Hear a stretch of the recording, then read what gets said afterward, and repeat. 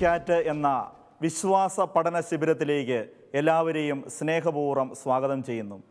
പരിശുദ്ധ കത്തോലിക്ക സഭയുടെ മതബോധന ഗ്രന്ഥത്തെക്കുറിച്ചുള്ള ആധികാരികമായ ചർച്ചകൾക്കും സംശയ നിവാരണങ്ങൾക്കും നേതൃത്വം നൽകുന്നത് ഭാരത കത്തോലിക്ക മെത്രാൻ സമിതിയുടെ ദൈവശാസ്ത്ര കമ്മീഷൻ സെക്രട്ടറിയായ ബഹുമാനപ്പെട്ട ജോസഫ് പാമ്പ്ളാനിയച്ചനാണ്. പാമ്പ്ളാനിയച്ച, സ്നേഹപൂർവ്വം സ്വാഗതം. വിശ്വാസത്തെക്കുറിച്ച് കൂടുതൽ അറിയാനും അനുഭവിക്കുവാനും സംശയങ്ങൾ ചോദിക്കുവാനും ജീവിതത്തിൽ പ്രാവർത്തികമാക്കുവാനും ഇന്നെത്തിയിരിക്കുന്നത് ആലക്കോട് ഫൊറോനയിലെ KCYM പ്രവർത്തകരാണ്. നിങ്ങളെ സ്നേഹപൂർവ്വം സ്വാഗതം ചെയ്യുന്നു.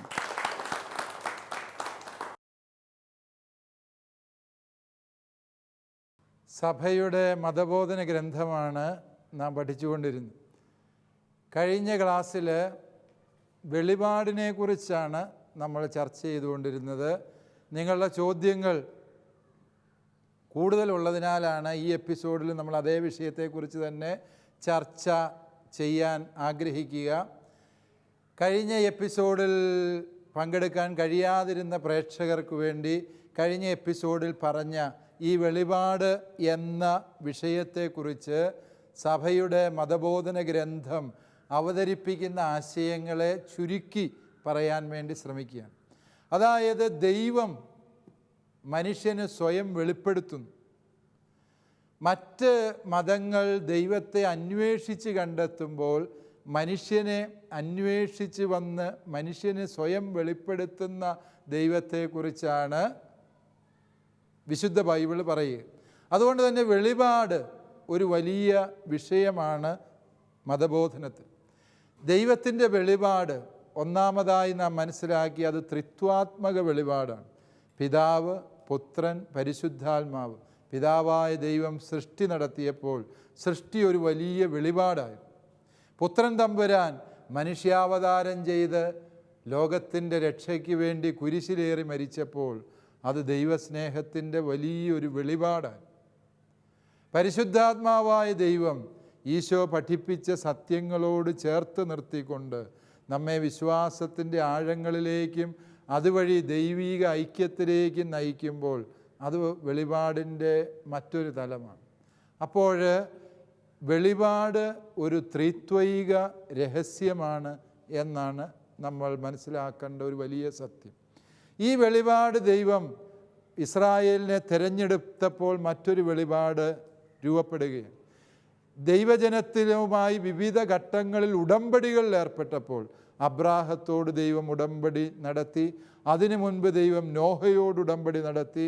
തുടർന്ന് സീനായി മലയിൽ വെച്ച് മോശയോട് ദൈവം ഉടമ്പടിയിൽ ഏർപ്പെട്ടു.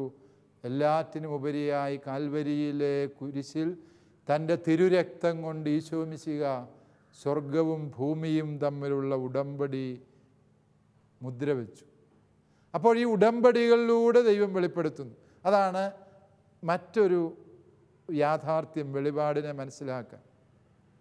ഈ വെളിപാടിൻ്റെ ഉടയവൻ ദൈവമാകയാൽ ഒരേ ദൈവം തന്നെയാണ് പഴയ നിയമത്തിലൂടെയും പുതിയ നിയമത്തിലൂടെയും വെളിപ്പെടുത്തുന്നത്.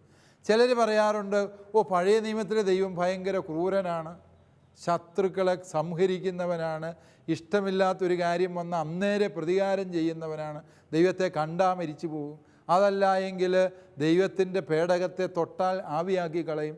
ഇങ്ങനെ ദൈവത്തെ വളരെ കോപിഷ്ഠനായ ക്രൂരനായ ഒരു മുഖത്തോടെ പഴയ നിയമം വെളിപ്പെടുത്തി. പുതിയ നിയമത്തിൽ വന്നപ്പോൾ ദൈവം സ്നേഹപിതാവാണ്, കരുതലാണ്, കരുണയാണ്, കാവലാണ് എന്നൊക്കെ പറഞ്ഞ് പുതിയ നിയമം ദൈവത്തെ അവതരിപ്പിക്കുന്നു. ഇതെന്തൊരിടപാടാണ് എന്ന് ചോദിക്കുന്നവരുണ്ട്. പക്ഷേ ഓർക്കുക, പഴയ നിയമത്തിലെ ദൈവം തന്നെയാണ് പുതിയ നിയമത്തിലും വെളിപ്പെടുത്തുന്നത്. പക്ഷേ ദൈവത്തെക്കുറിച്ചുള്ള മനുഷ്യൻ്റെ കാഴ്ചപ്പാടിനാണ് കാലാന്തരത്തിൽ മാറ്റം വന്നത്. ദൈവത്തിൽ വെളിപാടിലൂടെ മാറ്റം വരുന്നില്ല. വെളിപാടുകൾ സ്വീകരിക്കുന്ന മനുഷ്യനിൽ മാറ്റങ്ങൾ സംഭവിക്കുകയും അതുകൊണ്ട് തന്നെ ദൈവിക വെളിപാടിൻ്റെ പൂർണ്ണതയിലേക്കുള്ള വളർച്ച സംഭവിക്കുകയും ചെയ്യുന്നു എന്നുള്ളതാണ് സത്യം. അവസാനമായി ഒരു കാര്യം കൂടെ ഇതിനോട് ചേർത്ത് മനസ്സിലാക്കേണ്ടതുള്ളത്, ഈശോയിലൂടെ കിട്ടിയ വെളിപാടാണ് പൂർണ്ണമായ വെളിപാട്. അതുകൊണ്ട് പഴയ നിയമത്തിൽ ഒരു വെളിപാടിന് പൂർണ്ണതയില്ല എന്നുകൂടി നമ്മൾ ഓർക്കും. എന്ന് പറഞ്ഞാൽ പഴയ നിയമത്തിലെ ഒരു വെളിപാടിൽ പറഞ്ഞ കാര്യത്തിൻ്റെ ശരിയായ അർത്ഥം നമ്മൾ മനസ്സിലാക്കേണ്ടത് പുതിയ നിയമത്തിൽ ഈശോ പറഞ്ഞ വെളിപാടിൻ്റെ വെളിച്ചത്തിലാണ്. ഇപ്പോൾ ഉദാഹരണം പറഞ്ഞാൽ അബ്രാഹാം വേലക്കാരത്തിയുടെ അടുത്ത് പോയി സന്താനത്തെ ജനിപ്പിക്കുന്ന സംഭവം. ബൈബിളിൽ പറഞ്ഞിട്ടുണ്ട് വേലക്കാരത്തികളോട് മിസ്ബിഹേവ് ചെയ്യാം, അല്ലെങ്കിൽ അവരോട് എന്തെങ്കിലുമൊക്കെ പെരുമാറാം എന്ന് ബൈബിളിൽ പറഞ്ഞിട്ടുണ്ട് എന്നുള്ളതിന് തെളിവായി അബ്രാഹാം വേലക്കാരത്തിയുടെ അടുത്ത് പോയ സംഭവത്തെ എടുത്താൽ നമ്മൾ ബൈബിൾ അടിസ്ഥാനപ്പെടുത്തിയാണോ ജീവിക്കുന്നത്? അല്ല. അതേസമയം ആസക്തിയോടെ സ്ത്രീയെ നോക്കുന്ന ഏതൊരു പുരുഷനും അവളുമായി വ്യഭിചാരത്തിലാണ് ഏർപ്പെടുന്നത് എന്ന് നോട്ടത്തിൽ പോലും പരിശുദ്ധി വേണമെന്ന് പറഞ്ഞ പുതിയ നിയമത്തിലെ വെളിപാടിൻ്റെ വെളിച്ചത്തിൽ വേണം ധാർമ്മികതയെ നാം മനസ്സിലാക്കാൻ. അതുകൊണ്ട് പുതിയ നിയമ വെളിപാടിൻ്റെ വെളിച്ചത്തിൽ പഴയ നിയമം വായിക്കണം. പഴയ നിയമത്തിൻ്റെ വെളിച്ചത്തിൽ പുതിയ നിയമം വായിക്കുകയല്ല, പുതിയ നിയമത്തിൻ്റെ വെളിച്ചത്തിൽ പഴയ നിയമമാണ് വായിക്കേണ്ടത് എന്നുകൂടി ഈ വെളിപാടുമായി ബന്ധപ്പെട്ട് നാം മനസ്സിലാക്കണം. തീർച്ചയായും ഇവയൊക്കെയും യുവജനങ്ങളായ നിങ്ങളുടെ ഉള്ളിൽ ഒട്ടനവധി സംശയങ്ങൾ ഉണർത്താൻ പര്യാപ്തമായ വിഷയങ്ങളാണ് എന്നെനിക്കറിയാം. ചോദ്യങ്ങൾ നിങ്ങൾക്ക് കൂടിയാലോചനയിലൂടെ കണ്ടെത്താം. നിങ്ങൾ തന്നെ കണ്ടെത്തിയ ചോദ്യങ്ങൾ നിങ്ങൾക്ക് അവതരിപ്പിക്കാം.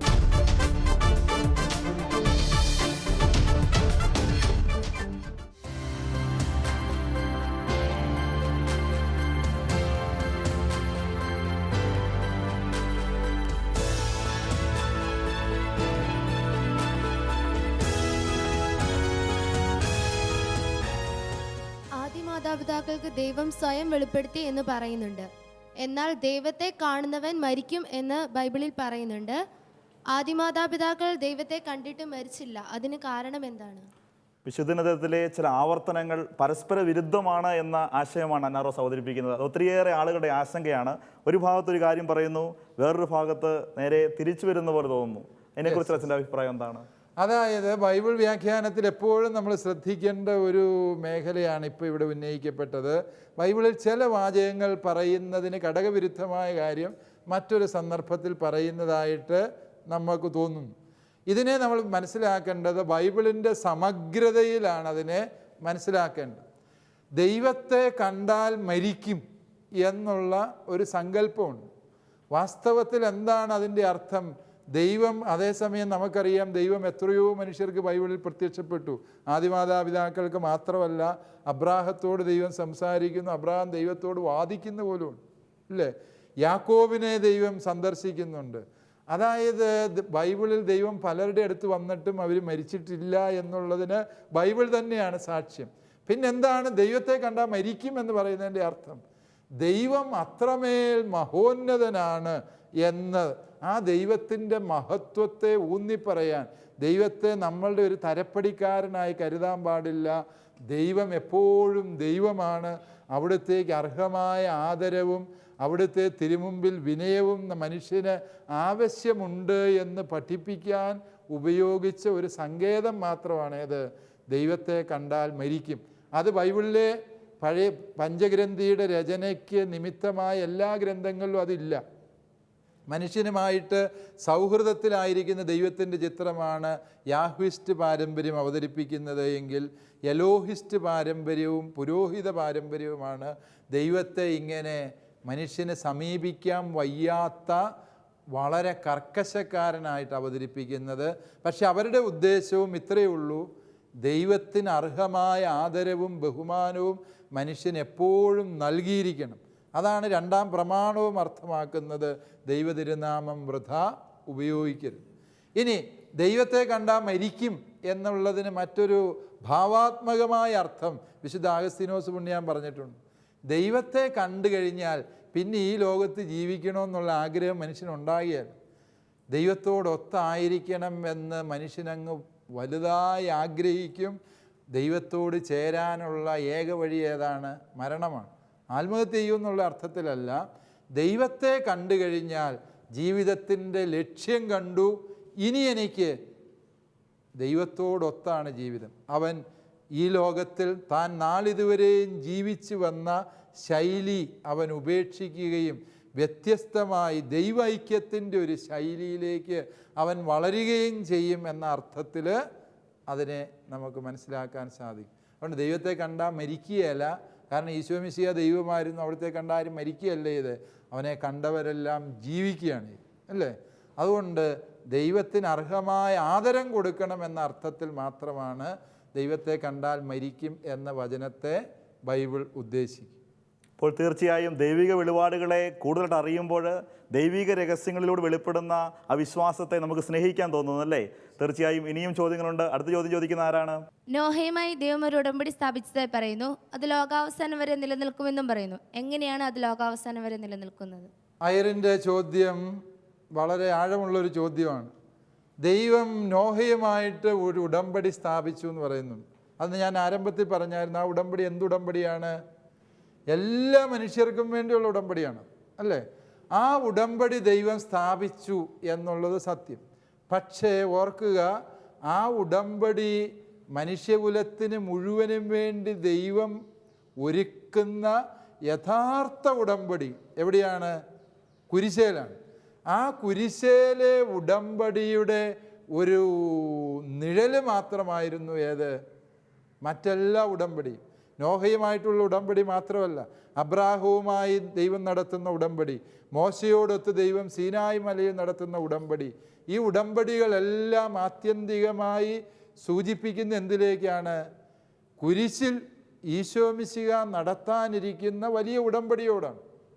അപ്പോൾ നോഹയോട് ദൈവം നടത്തിയ ഇനിമേൽ ഞാൻ മനുഷ്യകുലത്തെ നശിപ്പിക്കില്ല എന്നുള്ള ദൈവത്തിൻ്റെ ഉടമ്പടി പൂർത്തിയായി.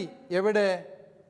കുരിശിൽ, കാൽവരിയിലെ കുരിശിൽ ദൈവം അത് പൂർത്തിയാക്കി.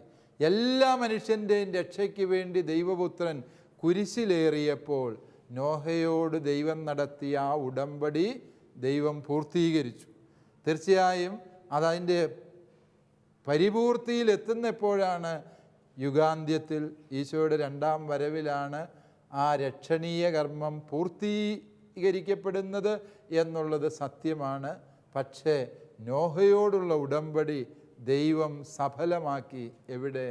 കാൽവരിയിലെ കുരിശിൽ. തീർച്ചയായിട്ടും യുവജനങ്ങൾ സിനിമയൊക്കെ ഒത്തിരി കാണുന്നവരാണ്. ഇപ്പോൾ ഐറിൻ ചോദിച്ചതുപോലെ നോഹയുടെ പേടകവുമായി ബന്ധപ്പെട്ട ഈ ബൈബിളിലെ വിശുദ്ധ സംഭവം പല ആധുനിക സിനിമകളും വഴിത്താരിയാക്കി എടുത്തിട്ട് ലോകം അവസാനിക്കുമെന്ന് നോഹയോട് ബന്ധപ്പെട്ട് പറയാറുണ്ട്. അതിനെക്കുറിച്ച് അച്ഛൻ്റെ അഭിപ്രായം എന്താണ്?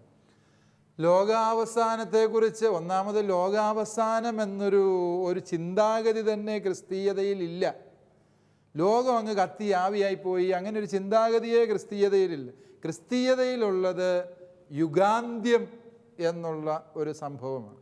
ഈ ജലപ്രളയം എന്ന ആശയം കൂടുതലായിട്ട് സിനിമകൾ കാണുന്നു.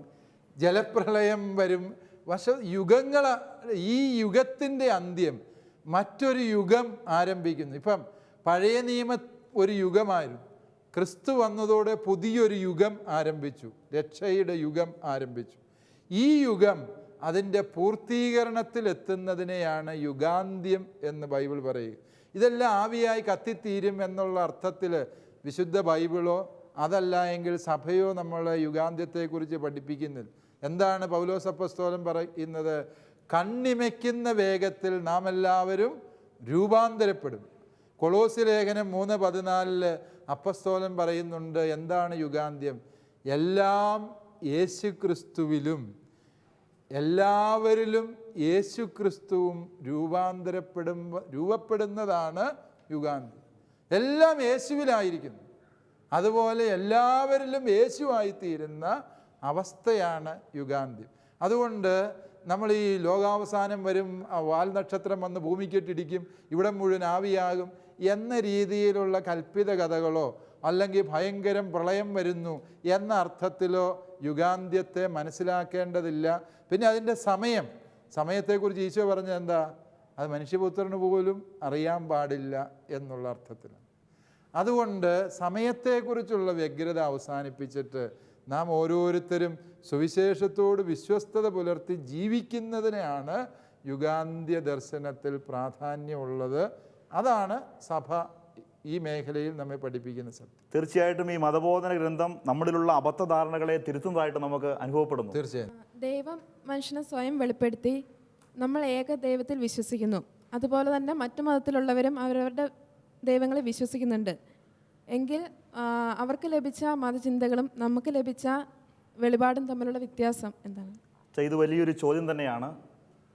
മതം ഏതായാലും മനുഷ്യൻ നന്നായാൽ മതി എന്നൊക്കെ ആശയമൊക്കെ വലിയ പ്രചാരണം നേരിടുന്ന ഈ കാലഘട്ടത്തിൽ മറ്റു മതങ്ങളുമായുള്ള നമ്മുടെ പ്രത്യേകിച്ച് വിശുദ്ധ ഗ്രന്ഥത്തിൻ്റെ ബന്ധത്തെക്കുറിച്ച് അച്ഛനും സൂചിപ്പിക്കാവോ?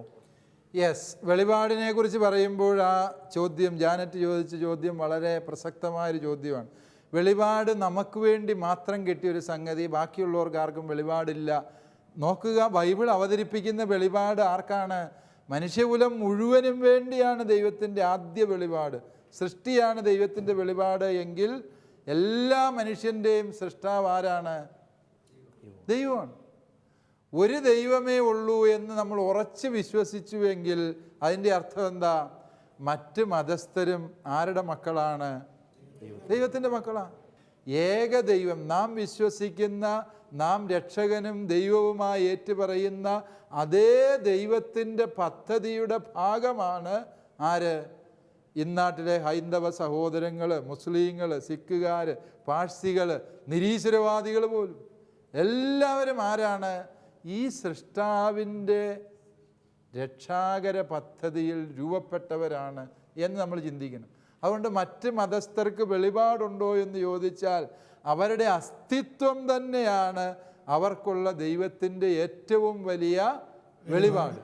ഓക്കെ, ഇനി മറ്റ് മതസ്ഥരുടെ വെളിപാടിൻ്റെ തലവും യേശുവിലൂടെ നമുക്ക് കിട്ടിയ വെളിപാടിൻ്റെ തലവും തമ്മിലുള്ള താരതമ്യത്തെക്കുറിച്ച് ചിന്തിച്ചാൽ രണ്ടാം വത്തിക്കാൻ കൗൺസിൽ പഠിപ്പിക്കുക, വെളിപാടിൻ്റെ പൂർണ്ണത ക്രിസ്തുവിലൂടെ നമുക്ക് ലഭിച്ചു.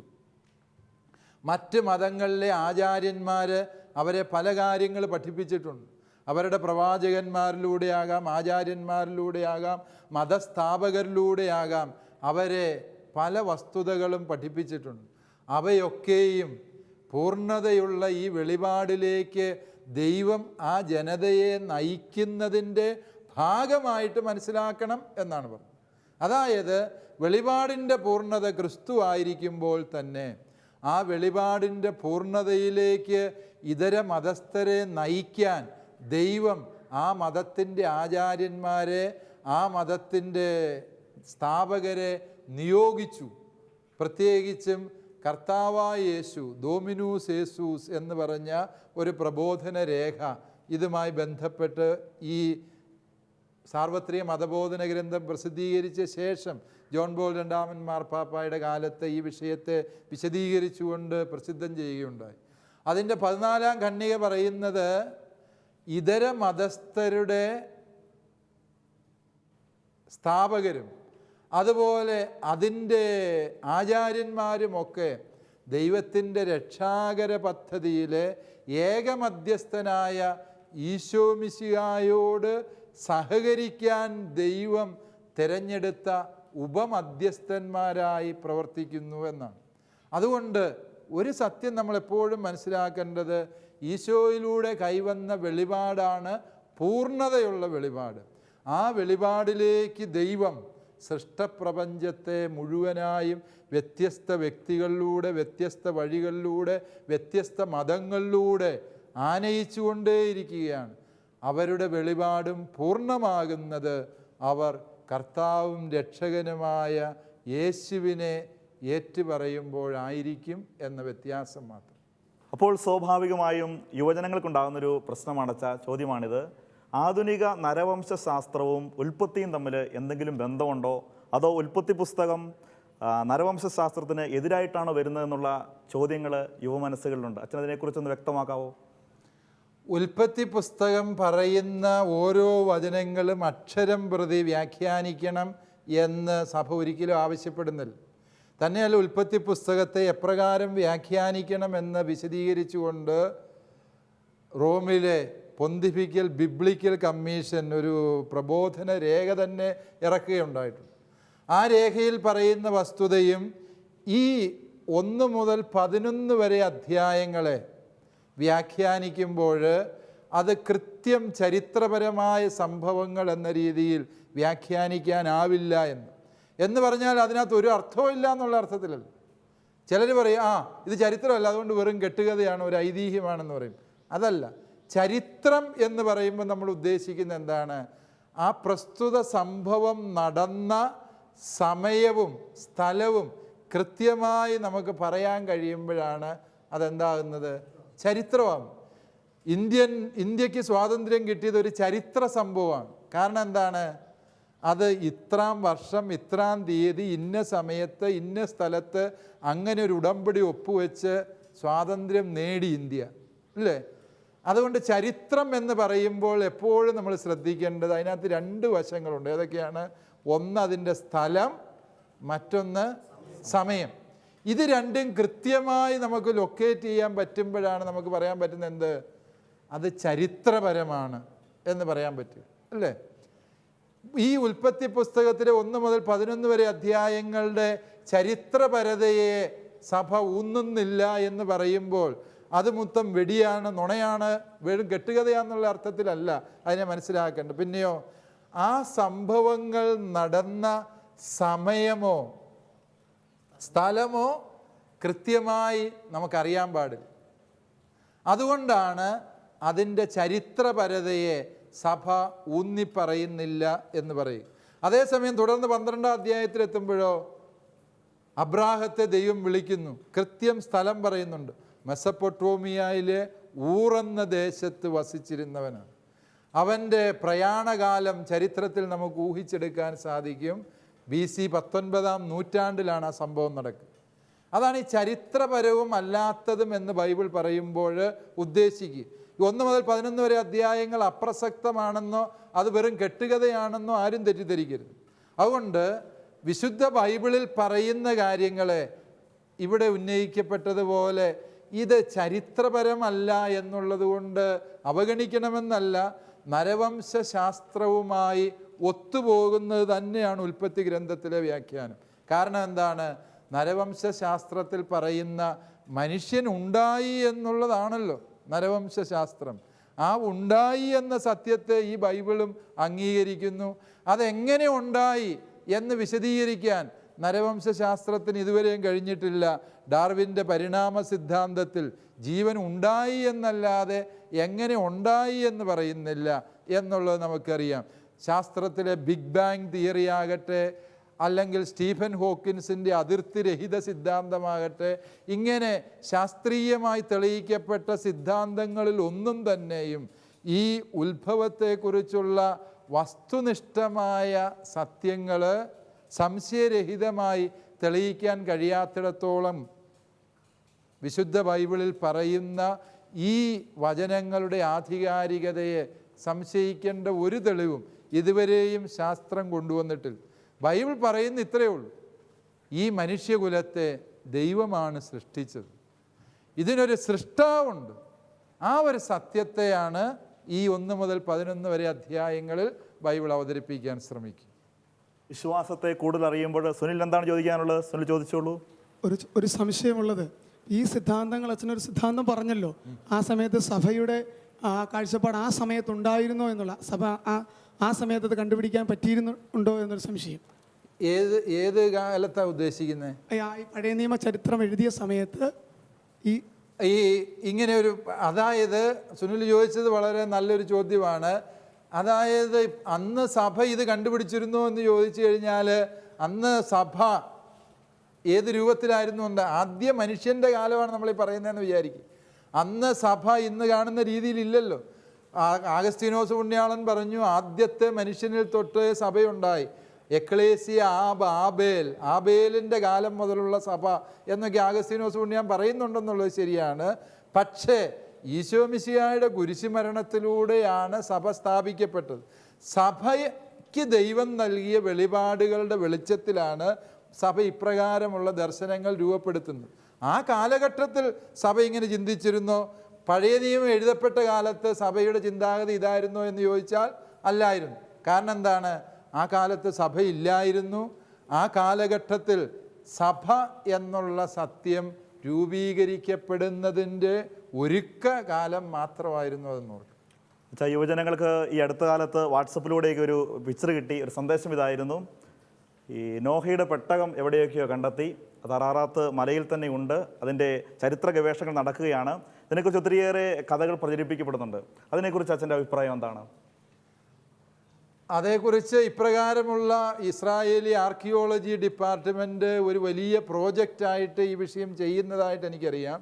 അതായത് നോഹയുടെ കാലത്തെ പ്രളയത്തിൽ തകർന്ന പേടകം എവിടെ നിന്ന് കണ്ടെത്താൻ കഴിയും എന്നുള്ളതിനെക്കുറിച്ച് ഗവേഷണങ്ങൾ നടത്തുകയും അവർ പേടകത്തിൻ്റെ അവശിഷ്ടങ്ങൾ ഈ അറാറാത്ത് എന്ന് പേര് ഉള്ള പർവ്വതത്തിൻ്റെ പാർശ്വങ്ങളിൽ കണ്ടെത്തിയതായും പറയുന്നുണ്ട്. പക്ഷേ അതിൻ്റെ പഴക്കം നിർണ്ണയിക്കണം. ഈ പ്രളയകാലം എന്ന് നടന്നു എന്നുള്ളതിൻ്റെ പഴക്കം നിർണ്ണയിക്കണം. അതുപോലെ തന്നെ ഇത് നോഹ ഉപയോഗിച്ച് പേടകമായിരുന്നു എന്ന് തെളിയിക്കാൻ എന്തെങ്കിലും സാധ്യതകൾ ഉണ്ടായിരുന്നോ? ഈ കഥയിൽ പറയുന്നത് പോലെ വിവിധ ജീവികളുടെ ഫോസിലുകൾ വല്ലതും അതിൽ നിന്ന് ലഭ്യമാണോ തുടങ്ങിയ വസ്തുതകൾ ഇനിയും പരിഗണിക്കപ്പെടേണ്ട വസ്തുതകളാണ്. ആ പർവ്വതത്തിൽ നിന്ന് ഒരു കപ്പലിൻ്റെ അവശിഷ്ടങ്ങൾ കണ്ടെത്തി എന്ന് മാത്രമേ ഇപ്പോൾ നമുക്ക് പറയാൻ സാധിക്കുകയുള്ളൂ. അത് കണ്ടെത്തിയത് ആ കപ്പലാണേലും അല്ലേലും നമ്മളതിൻ്റെ ചരിത്രപരതയെ ഈ 9-ാം അധ്യായം വരെ ഉള്ള പ്രളയത്തിൽ വിവരിക്കുന്നതിൻ്റെ ചരിത്രപരതയെ നമ്മൾ ഊന്നി പറയുന്നില്ല എന്നത് തന്നെയാണ് സഭയുടെ ഔദ്യോഗിക നിലപാട്. ഒത്തിരിയേറെ ചോദ്യങ്ങൾ ഇനിയും നിങ്ങൾക്ക് ചോദിക്കാനുണ്ട്. പ്രിയപ്പെട്ട അച്ഛ, സമയം പൂർത്തിയായതായി തോന്നുന്നു. ഈ എപ്പിസോഡ് വൈൻഡപ്പ് ചെയ്യാൻ സമയമായിരിക്കുന്നു. ഇതേ വിഷയത്തിൽ അടുത്ത എപ്പിസോഡിൽ നമ്മൾ ചർച്ചകൾ തുടരുന്നതാണ്. അടുത്ത എപ്പിസോഡിന് വേണ്ടി നമുക്ക് പ്രാർത്ഥനാപൂർവ്വം കാത്തിരിക്കാം.